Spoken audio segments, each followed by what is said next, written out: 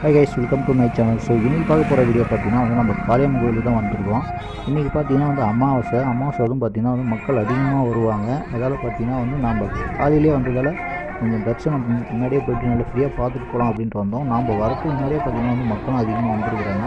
இந்த கோவில் எங்கே இருக்குது அப்படின்னு பார்த்தோம்னா வந்து குப்பநத்தம் அடுத்தது பார்த்தீங்கன்னா வந்து கிளையூர் என்ற ஊரில் பார்த்தீங்கன்னா வந்து இந்த காளியம்மன் கோயில் இருக்குது.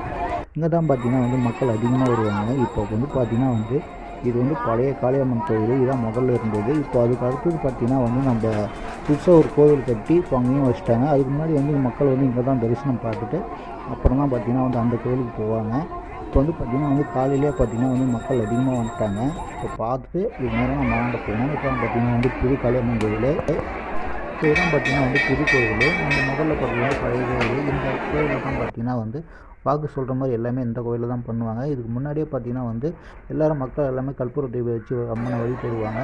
இதுதான் பார்த்திங்கன்னா வந்து காளியம்மன். ஸோ இது வந்து காலையில் வந்து பூஜை பண்ணி வெளியில் வந்து அம்மன் வீதியில் இருக்கிற மாதிரி காட்சி கொடுத்துருக்காங்க. பார்க்குறதே இவ்வளோ அழகாக இருக்குது. உங்களுக்கு காளியம்மன் கோயில் பிடிச்சா எனக்கு ஒரு லைக் பண்ணி சேனல் சப்ஸ்கிரைப் பண்ணிக்கோங்க. ஸோ நான் வந்து வீடியோ பார்த்திங்கன்னா வந்து அதிகமாக எடுக்கலை, கொஞ்சம் மட்டும் எடுத்தேன். ஸோ இதோட பார்த்திங்கன்னா வந்து நம்ம வீடியோ முடியுது. வீடியோ பிடிச்சிங்கன்னா லைக் பண்ணி ஷேர் பண்ணி சப்போர்ட் பண்ணுங்கள். ஓகே, தேங்க்ஸ் ஃபார் வாட்சிங்.